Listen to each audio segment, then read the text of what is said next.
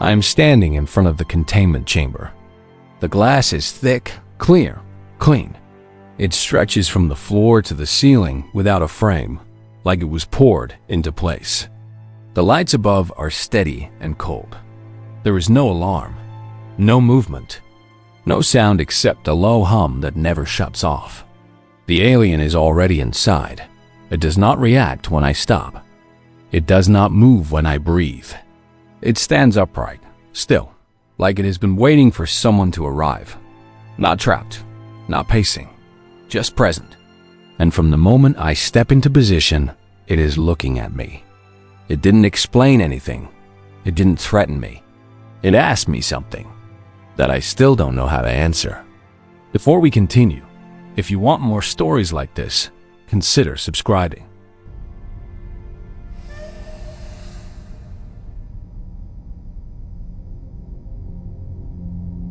The alien does not press against the glass. It does not raise its hands or test the room. Its posture is calm, almost careful, like sudden movement would be unnecessary. Its head is slightly tilted, not in curiosity, but in attention. The room feels quieter than it should. Even the machines sound distant, like they are being held back. The silence feels deliberate, not empty, held. Like the pause before someone speaks because they expect a response. That's when I realize I am the one being studied.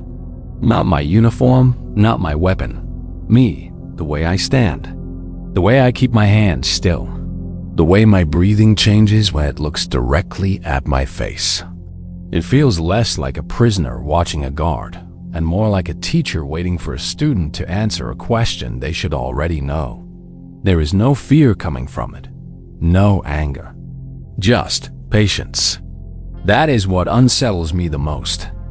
When it finally speaks, the words come slowly, carefully, not loud, not commanding, almost gentle. The voice comes through the room speakers, flat and even, like it has been compressed to fit into our systems. Each word sounds chosen, like the speaker is aware that meaning can be lost if it moves too fast.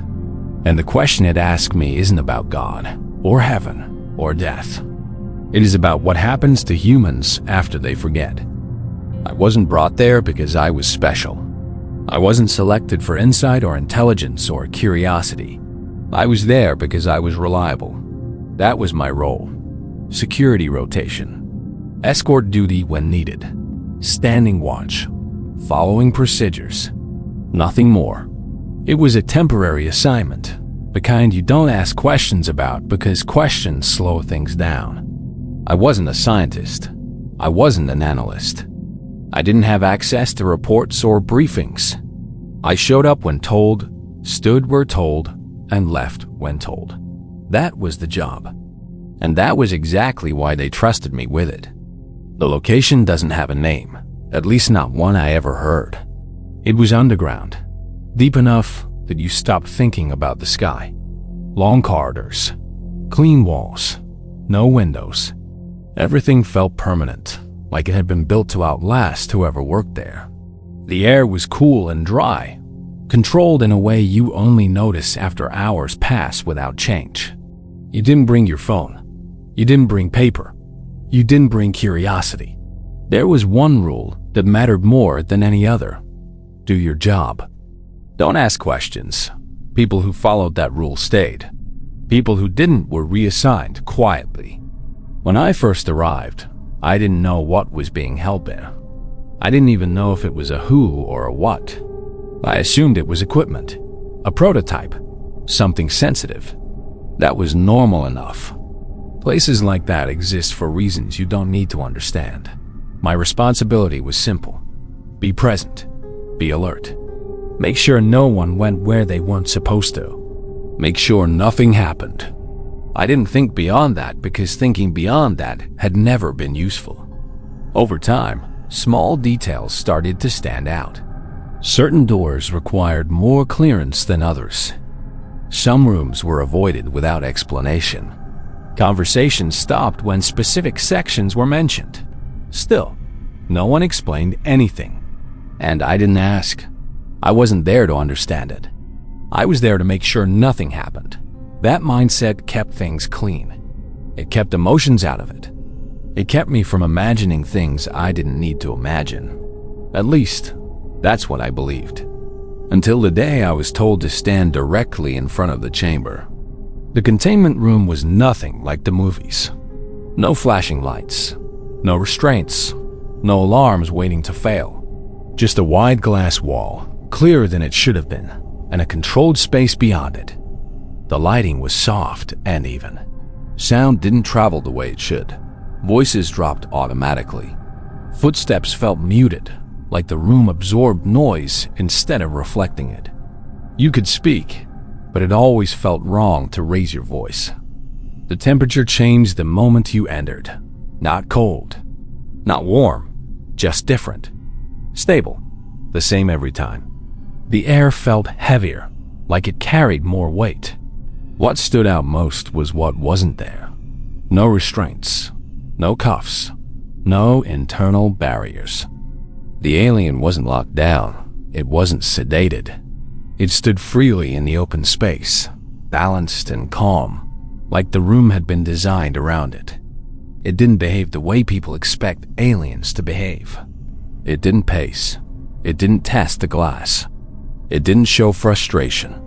It didn't act curious in a frantic way. It simply waited. Hours could pass without more than a slight shift in posture. Not boredom, not fatigue. Waiting, like someone who knows time isn't a problem. Like someone confident that the moment they were waiting for would arrive.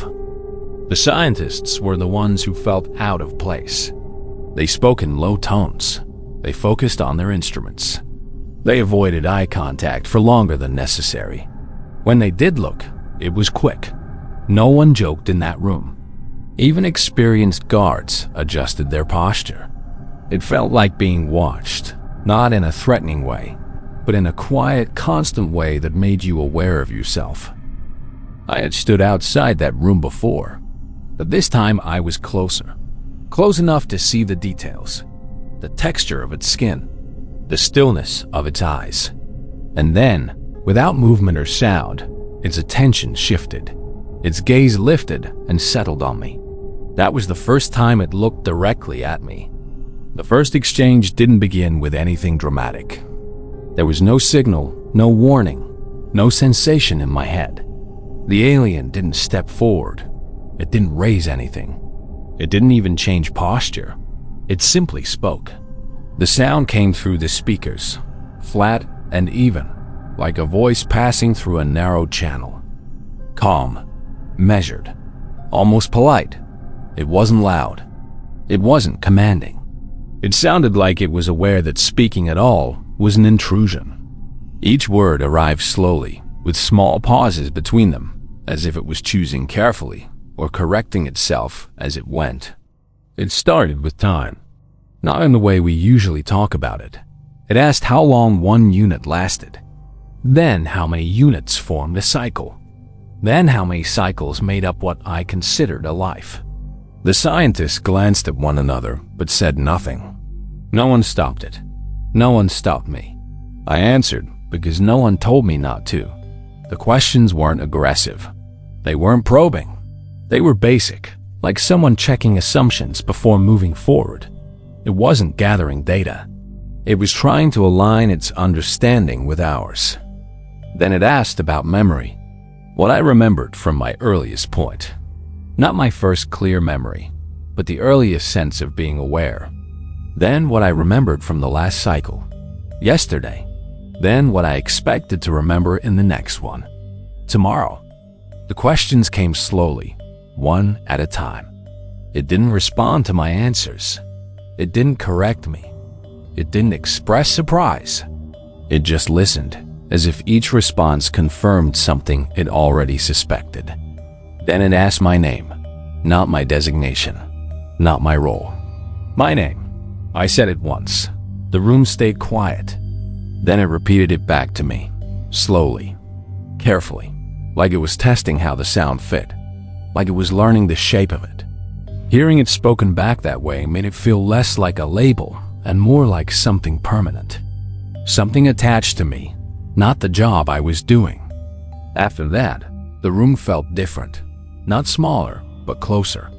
The alien paused longer between words. Its voice slowed even more. Then, it said something that made my hands go cold. It told me how long I had been alive. Not in years. Not in approximations. In a precise count. Down to the smallest unit it had asked about earlier. It didn't ask if it was correct. It stated it. No one else in the room reacted. No alarms. No raised voices. But I felt the shift immediately. It already knew how long I had been alive. That was when I realized this wasn't an interview. It wasn't learning from me. It was confirming something. And then it asked a question. The words came slower than anything it had said before, with long pauses between them, like it wanted to make sure nothing was lost in translation. It asked why humans forget what they are after they die. It didn't frame it like a challenge. It didn't sound curious in the way we use the word. It sounded confused, like it was asking about a rule that didn't make sense. It waited after asking, the way someone waits when they believe the answer should be obvious. Every eye in the room turned toward me, but no one spoke. The silence stretched. That's when it hit me. It assumed forgetting was intentional, designed, chosen. When I didn't answer, it continued, not faster, not impatient, just steady. It said forgetting was not universal. That continuity was normal. That memory usually carried across states. That identity didn't reset the way it did for us. It said humans were unusual, not broken, not inferior, just different in a way it couldn't understand.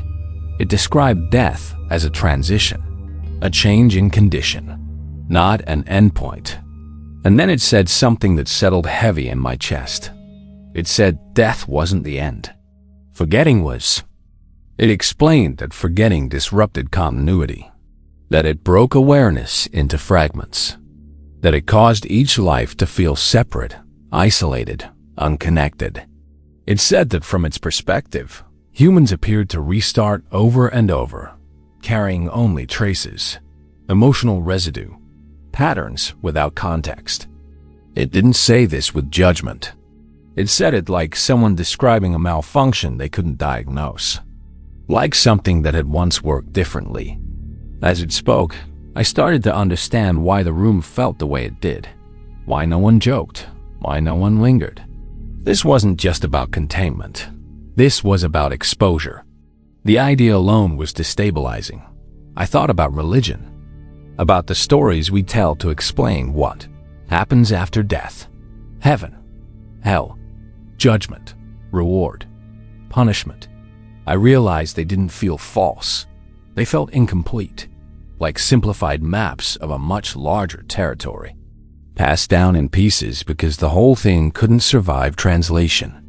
The alien wasn't dismissing belief. It wasn't challenging faith. It was confused by the gaps. It asked if humans noticed the loss, if they felt it before language shaped it, if children sensed it before fear was taught.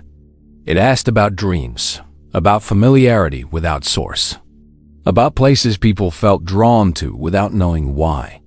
No one interrupted it. No alarm sounded. The scientists stared at their screens like they were afraid to look up. I thought about near-death experiences, people describing light, or warmth, or a sense of being known, then being sent back, forgetting details, holding only emotion. It lined up too well to ignore. The idea that something important wasn't destroyed, just blocked. I didn't answer. I couldn't, because the truth was, I didn't know why humans forget. I didn't know if it was protection, or control, or mercy, or something we once agreed to. The alien waited, not pressing, not correcting, just watching, like it believed the answer existed somewhere inside us, like it believed remembering wasn't impossible, just delayed. That was when the session ended. One of the lights dimmed slightly. A voice came over the system and told me to step back. No explanation, no warning, just an instruction. I followed it. 2 guards moved into position and escorted me out. No one made eye contact. The door sealed behind us with the same quiet sound it always made, like nothing important had happened. The corridors looked the same as they always had, clean, controlled, routine. There was no debrief, no follow-up, no questions. I wasn't taken anywhere new. I was returned to my post like the exchange had never occurred. That silence told me more than any explanation could have. They already knew not to ask. Asking wasn't part of the system. Over the next days, nothing changed. The assignment continued. The chamber stayed sealed. The alien remained inside. No one spoke about it. Not in passing. Not in whispers. Not in code. And that's when I understood. They weren't containing it. They weren't afraid of what it might do. They were containing the conversation, the ideas, the damage that understanding might cause. Because once you hear something like that, you don't walk away unchanged. And maybe that was the real risk. After that day, I started paying attention to things I had ignored before. Not out of fear, but out of necessity. Once the idea was placed in my head, it didn't go away. If forgetting wasn't natural, then it had a cause. And if it had a cause, then it had a purpose. Nothing but complex happens by accident, especially not across an entire species. That was the first conclusion I couldn't avoid. The alien never said forgetting was evil. It never said it was imposed violently. What confused it was not that humans forgot, but that they accepted it as normal. From its perspective, memory continuity was expected, identity carried forward, experience built on itself. In humans, that chain was broken repeatedly. Life after life, starting again with no access to what came before. The alien spoke like it was describing a system with a missing component, not a failed one. That distinction mattered. I began thinking about what forgetting actually does. It doesn't just remove memory, it reshapes behavior. A being that remembers past lives would act differently. It would fear death less. It would question authority more. It would make decisions with long timelines in mind. Forgetting keeps attention short. It keeps focus narrow. It keeps people anchored to the present life as if it's the only one that matters. From a control standpoint, that's not a flaw. That's a feature. The alien never used words like control or power, but the logic pointed there. A species that forgets is easier to manage. Each generation has to relearn the same lessons. Each individual feels isolated, separate, temporary. Cooperation becomes fragile. Fear becomes useful. Death becomes the ultimate threat. If humans remember continuity, many of the structures we rely on would lose their grip. That didn't sound accidental. It also made me reconsider near-death experiences. People across cultures report similar things. A sense of leaving the body, a feeling of familiarity, a presence that feels known. Then a return, followed by forgetting details while retaining emotion. If forgetting was total, those reports wouldn't exist. If remembering was allowed, they would be clearer. What we see instead is partial access, like a door opening briefly, then closing again. Enough to leave an impression, not enough to change the system. The alien's confusion made more sense when I thought about that. It expected humans to know what they were forgetting. It assumed the process was understood, that forgetting was agreed upon, not enforced blindly. When it asked why we forget, it wasn't asking philosophically, it was asking administratively, like asking why a protocol existed. And the fact that no one in the room answered told me everything we didn't know, or we weren't supposed to know. I also thought about children. How young children talk about past lives sometimes before language trains it out of them. How they describe places they've never been. How that fades with age. If forgetting was learned, not inherent, that would explain the pattern. Memory suppression doesn't need to be perfect. It just needs to be consistent enough to hold. Over time, Culture does the rest. Ridicule, dismissal, conditioning. The system reinforces itself. Another thing stayed with me. The alien didn't ask what happens after humans die. It asked what happens after they forget. That implies death comes first, forgetting comes later. Not simultaneously. That gap matters. It suggests there is a window where awareness still exists before memory collapses. That window shows up in reports, in dreams, in moments of clarity during trauma, in the feeling people describe as being watched over or guided without knowing by what. The more I thought about it, the more it felt like humans live with a constant sense of amputation. Not physical, cognitive. Something removed so early that we mistake its absence for normal. That would explain the constant searching. Religion, philosophy, art, storytelling, all attempts to reconstruct something lost without knowing its original shape. The alien didn't say humans were broken. It said we were incomplete. That difference mattered. I also started to understand why the conversation was the real threat. An alien contained behind glass is manageable. An idea released into the world is not. If enough people seriously consider that forgetting is artificial, the questions multiply quickly. Who benefits? When did it start? Is it reversible? Is it voluntary? Is it still necessary? Those questions don't stay contained. They spread. They destabilize assumptions people build their lives on. And that may be why the system responded the way it did. No debrief, no discussion, no acknowledgement. Silence is effective. Silence keeps ideas from forming shape. It prevents comparison. If one person hears something strange, it's easy to dismiss. If many people hear it and compare notes, patterns emerge. The aliens seemed to understand that. That's why it spoke to me the way it did. Slowly. Carefully, like it knew the words themselves were dangerous. I don't think the alien was trying to wake humanity up all at once. It didn't push. It didn't insist. It waited. Waiting implies patience. Patience implies inevitability. It acted like remembering wasn't a question of if, but when. And that may be the most unsettling part. Not that humans have forgotten, that forgetting might be temporary. A phase. A delay built into the process for reasons we no longer remember. Once you frame it that way, a lot of things make more sense. Why progress feels stalled despite intelligence. Why history repeats. Why people feel like they are running out of time without knowing why. Why there is a deep anxiety beneath modern life that doesn't match material conditions. If you sense you are meant to remember something and can't, the frustration would leak into everything. I don't know what happens when forgetting weakens. Whether it fades gradually or collapses suddenly. Whether it happens individually or collectively. The alien didn't explain that. It didn't need to. Its confusion suggested that from its perspective, forgetting wasn't sustainable long-term. Systems that suppress information eventually fail. Not dramatically, quietly, through cracks.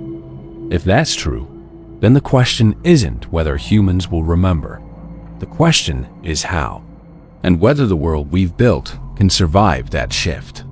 Because a species that remembers continuity would not behave the way we do now. It would not accept the same incentives. It would not fear the same endings. It would not tolerate the same illusions. And that brings me back to the way the alien waited. Not hopeful, not afraid. Just patient. Like it had seen this phase before. Like forgetting was something others had passed through. And like what came after was not something that could be stopped forever. I don't think remembering would arrive as a single event. Not a flash. Not a moment where everything returns at once. If it did, the shock would be too great. Systems don't survive that kind of reversal. What makes more sense is erosion. Small failures in the forgetting process. Brief moments where continuity leaks through. Enough to disturb, not enough to explain. That's already happening. whether people notice it or not. You see it in the way people describe feeling older than their age, or younger in moments that don't match their timeline. You hear it when someone says they feel like they've lived before, but can't explain why, or when a place feels familiar despite no memory attached to it. These aren't proofs. They're symptoms, indicators that forgetting isn't perfect, that it requires constant reinforcement to hold. If forgetting were natural, it wouldn't need reinforcement. Gravity doesn't need reminders. Breathing doesn't need conditioning, but forgetting does. It's taught, reinforced, protected by culture, language, and ridicule. Anything that threatens it is labeled imagination, coincidence, delusion. Not because those labels are accurate, but because they are efficient. They stop inquiry before it gains structure. The alien didn't accuse humans of being manipulated. It didn't say we were prisoners. It treated forgetting like a system we were participating in without understanding. That distinction matters. A prison implies force. A system implies consent, even if that consent was given long ago, under conditions no one remembers. If forgetting began as a choice, then remembering might require one too. And that's harder than being rescued. I keep coming back to the way it asked the question. It didn't ask how humans forgot. It asked why. That implies purpose, reasons, trade-offs. Forgetting may have solved a problem at one point. It may have been protective, a way to limit overload, a way to allow growth without the weight of accumulated experience, or a way to prevent something worse. The alien didn't explain that part. It assumed we already knew. If that's true, then the danger isn't remembering itself. The danger is remembering without context. Recovering memory without understanding why it was restricted in the first place. That's how systems collapse. Not through awakening, but through misalignment. Knowledge returning faster than meaning can absorb it. That's when fear replaces curiosity. That's when people cling harder to simple explanations. I think that's why the alien waited. Not for permission. Not for orders. For readiness. Readiness isn't intelligence. It isn't technology. It isn't belief. It's stability.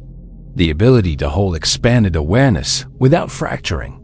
Most humans aren't trained for that. We're trained for immediacy, for urgency, for reaction. Remembering continuity would stretch time in ways we're not prepared for. A being that remembers across lives wouldn't treat death as a threat. It wouldn't rush decisions based on scarcity. It wouldn't define identity by temporary roles. That kind of shift would dismantle many structures we rely on. Economies, hierarchies, narratives of success. Even conflict itself would change shape. Not vanish, but lose its urgency. Systems built on fear don't survive when fear loses its grip. That doesn't mean remembering would be peaceful. It would be destabilizing. Responsibility increases with memory. Regret carries forward. Consequences accumulate. Forgetting allows reset. It allows escape from what was done before. Remembering would remove that comfort. You wouldn't just inherit your skills. You'd inherit your mistakes. That may be the cost humans once decided not to pay. When people talk about wanting to remember past lives, they rarely think about that part. They imagine wisdom without weight, knowledge without accountability. But continuity means continuity. Everything comes with you. That's not a gift. It's a burden. One that requires maturity to carry. The alien's confusion made more sense when I framed it that way. It didn't see forgetting as cruelty. It saw it as extreme. So where does that leave us? Somewhere unstable. Between systems, forgetting weakening, but remembering not yet safe. That tension shows up as anxiety, as dissatisfaction, as the sense that something fundamental is missing, even when life is comfortable. It shows up as people searching for meaning and rejecting answers at the same time.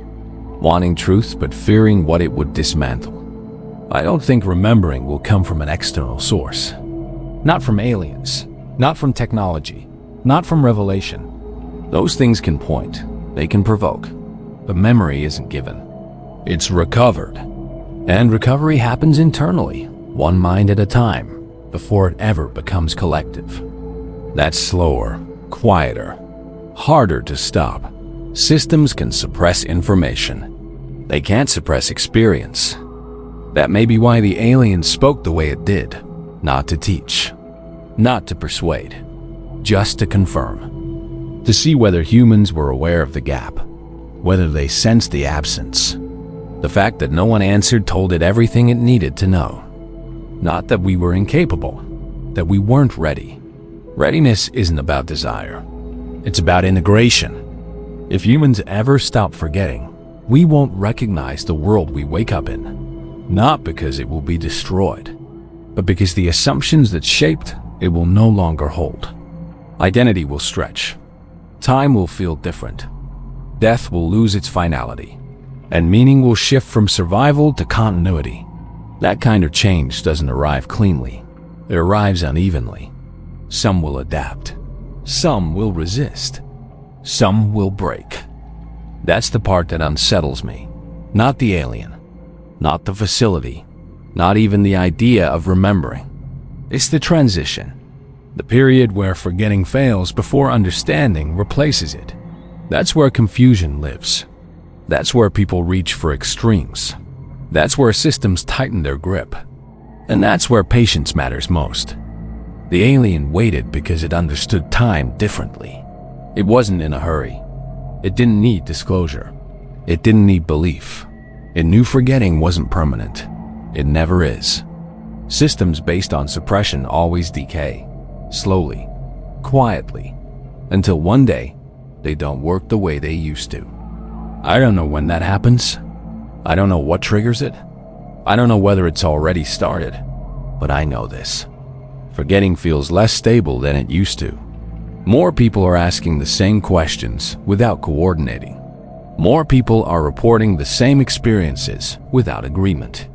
Patterns are forming without permission. And if that continues, remembering won't announce itself. It will feel like recognition, like something clicking into place. Not new knowledge, old knowledge returning. And when that happens, the world won't end. But the version of it built on forgetting will. I don't know if we're ready for that. I don't know what happens when forgetting finally breaks. I don't know who remembers first, or what the world looks like after that. All I know is that the question hasn't left me. If this story stayed with you, or raised questions you didn't expect, you can leave your thoughts below. And if you want more stories like this, subscribe.